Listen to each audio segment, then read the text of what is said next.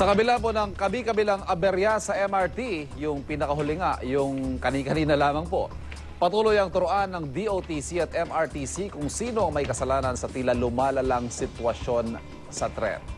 Yan ang pag-usapan natin kasama ang ating unang hirit resident analyst, Professor Winnie Monsod. Maring Winnie, magandang umaga. Eto na naman tayo, may bagong aberya. Good morning. Pero alam nyo, bago tayo mag-usap tungkol sa mga aberya, let me make it very clear, mga kapuso. Yung mga problems with respect to the crowding, overcrowding, yung mga masyadong maraming pasahero, that cannot be solved by this MRTC, DOTC. Ang problema dyan, talagang masyadong maraming tao ang pumapasok sa tren. That's it.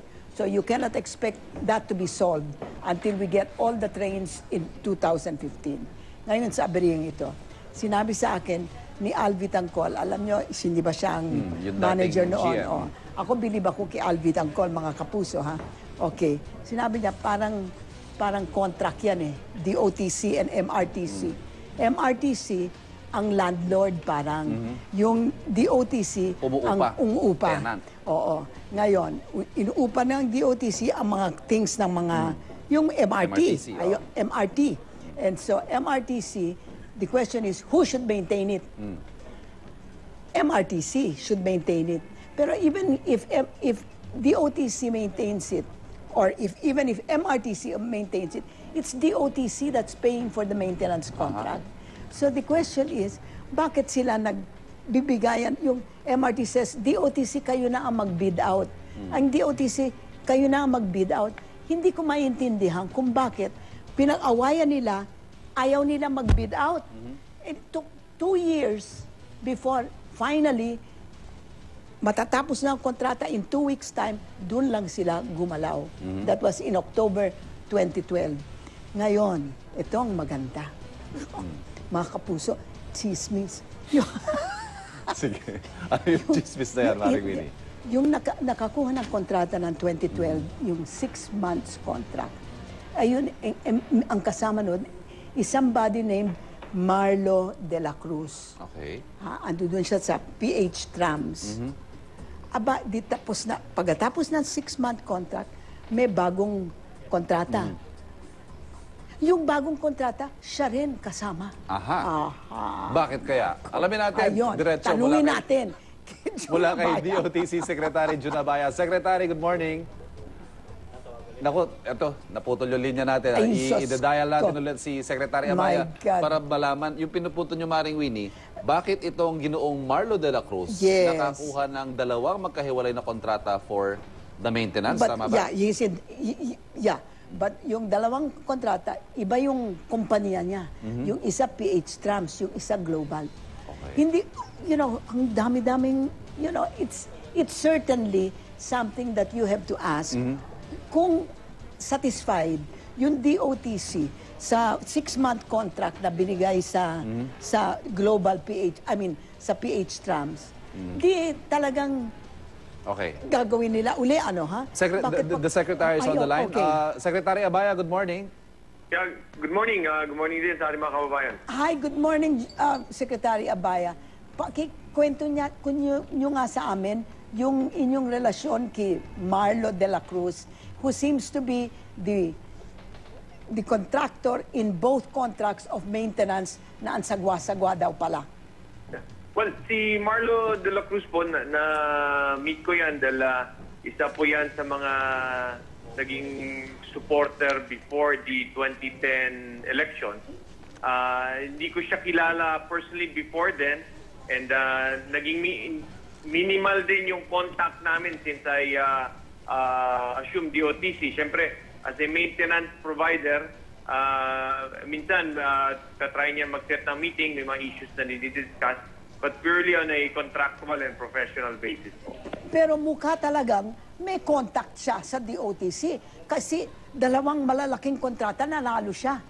Hindi ba? Well, kung hindi kayo involved, sino ang involved dyan? Not necessarily Manang Winnie. When nung ibinid out naman yung PH Trumps CB&T contract for 6 months.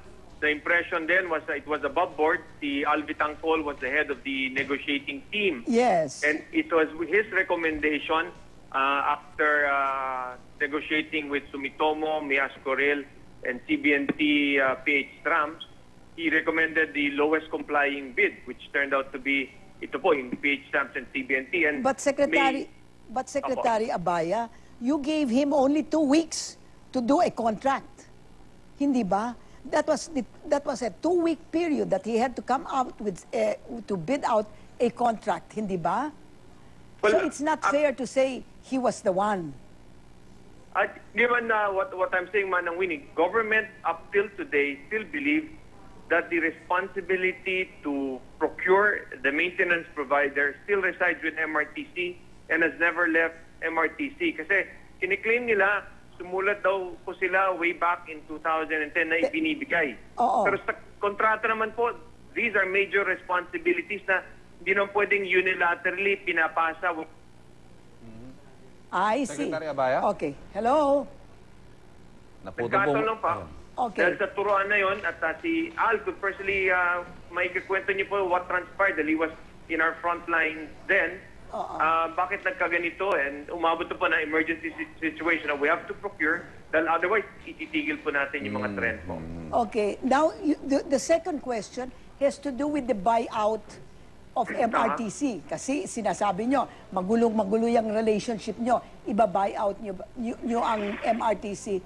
Hindi ba nasa kontrata, nasa BLT contract, kung ano ang formula para magkano yung buyout?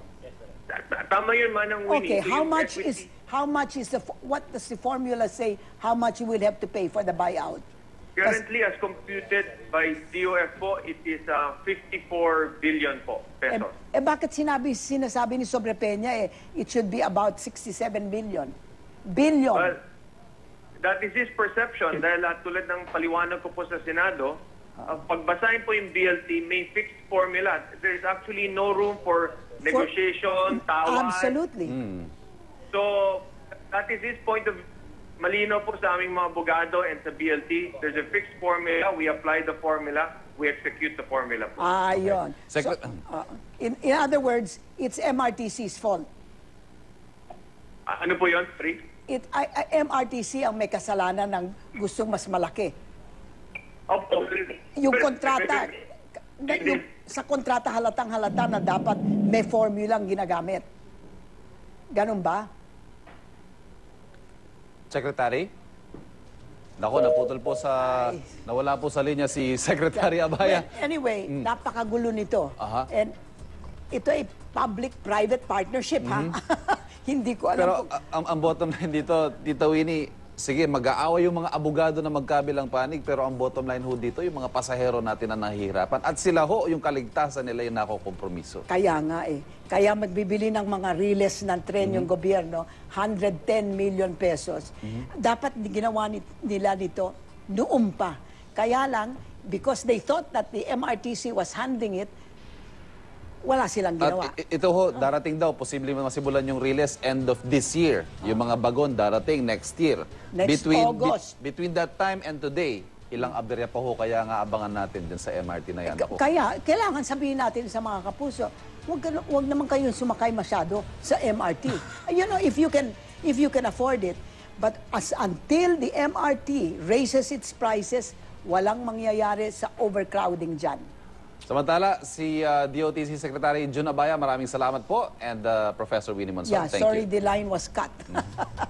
Sinubukan po namin kunin ang panig ng MRTC, pero hindi po sila tumugon. Talaga? Hindi ho.